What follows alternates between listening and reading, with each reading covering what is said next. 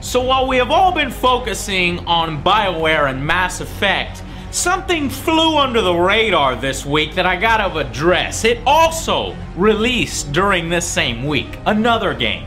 Capcom's Street Fighter Cross Tekken. Now reviews have been fully positive, ranging from the low 80s to the high 90s. Well, bravo, bravo, excellent. Now I'm not here to debate whether the game is good or bad. Instead, I want to inform you, the consumer, of something that was discovered right before the game's release and still exists right now. So, you know how the Vita version was to have 12 additional characters for $20 less?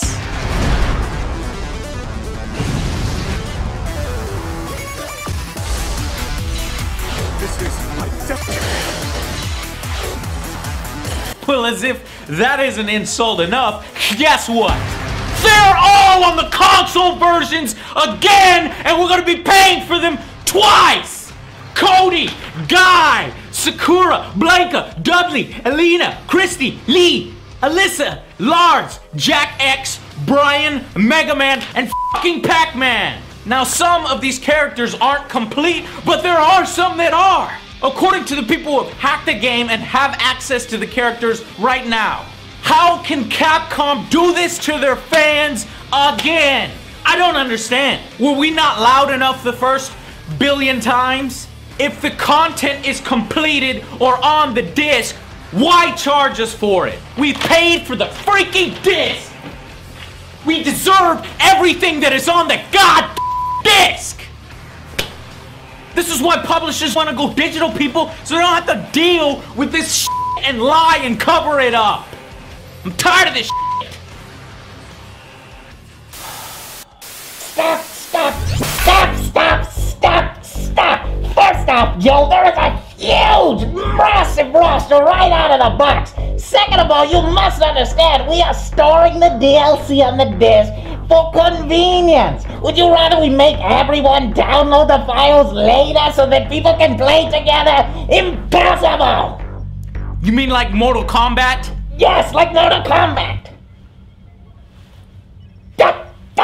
You're so greedy, Joe, you and all your viewers. We make the product, we decide how much to charge for it, as well as what goes onto it. We are giving you a massive 43 characters if you buy the PS3 version. End of story. Having a massive roster doesn't change the fact that you're charging for something that's already on the damn disc. It doesn't matter how many f***ing characters you give me out of the gate. If you're gonna make DLC characters, don't make 55 of them and charge for 12 of them later on. Why not do that with a Vita version? Why penalize me because I have a console and not a Vita? Because why? Because you don't have a Vita yet. Now go out and buy a Vita, god damn it. Nice. And you know the worst part about it? The worst part about all this?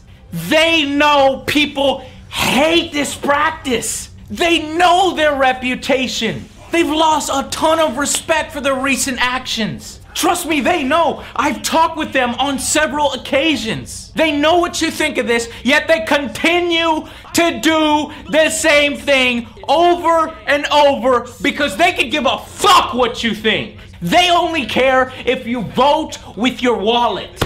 Well, I guess we'll just have to get louder, expose this practice. If it's on the disc, it's not DLC. Why the fuck is this called DLC? Downloadable content. Content that you download, not shit already on the disc. See?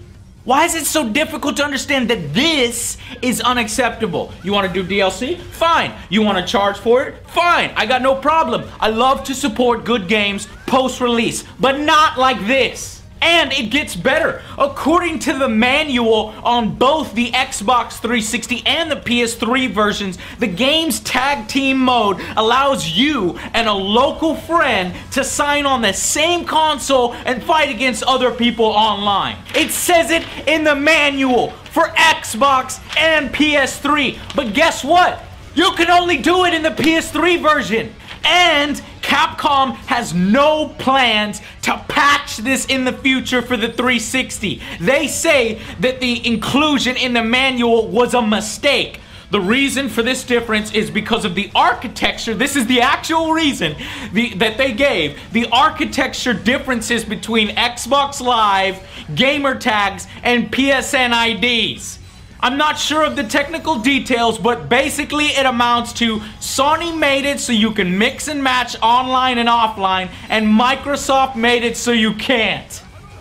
Fucking bullshit! They're fucking lying to your face! Straight to your face, fucking lying to you! Or this guy's an idiot! You wanna know why? Oh yeah, man! Oh, well, that's a good explanation. That sounds right. Except for NetherRealms on Mortal Kombat allows you to do that exact same thing. You can have 2 players and local team tag go online. What do you have to say about it now? What do you have to say about the architecture of Xbox Live or PSN IDs? What was that? A fucking lie. Shame on you. Shame on... No, wait just a minute again! There's a perfectly reasonable explanation for that! Okay, what is it? The fucking corporate out! You know, people have exposed this practice, and Capcom has had their YouTube accounts banned. They've shut down their channels. They've even erased comments off of Facebook. Well, guess what, Capcom? You can't shut us up. And I hope those people get their accounts back. I really do. That's messed up. So what do we do about this kind of stuff? And Day 1 DLC, which is different, like Mass Effect 3, but still included. What do we do about all this stuff? Do we not buy the entire game? Or do we refuse to buy just this DLC content so that they see we don't want that? What if you do want that? Do you buy the game used? Do you look for stores that sell it for less and then pay the online pass or the DLC cost? I don't know yet. I need your guys' opinion on this. We don't want to miss out on good games, and we want to support companies that make good games. If this is a good game, I want to support it, but I don't want to support bullshit like this. And on that same token, it's alright to voice our concerns about it and to let them know we don't want this shit happening. Stop it! Stop it! No! No! And a big fucking salute to those who had their accounts banned for trying to expose this practice. I guess we should not be surprised by this anymore. But you know what? I am surprised because it keeps happening over and over despite the resistance. Despite them knowing that we don't like it, it doesn't matter. They don't care. I don't know. I guess we could just wait for Super Street Fighter Cross Tekken 2013 Hyper Arcade Edition for $40, huh? Does this practice not bother you at all? Do you enjoy paying for things that are already on the disc and unlocked later? I want to hear from you. Let me know in the comments. Until then, I'll see you guys on the next Angry Joe Show.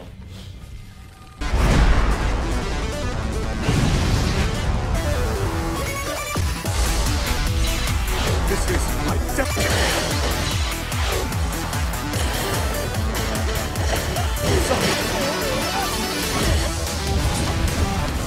Ultimate Marvel vs. Capcom 3. You need it!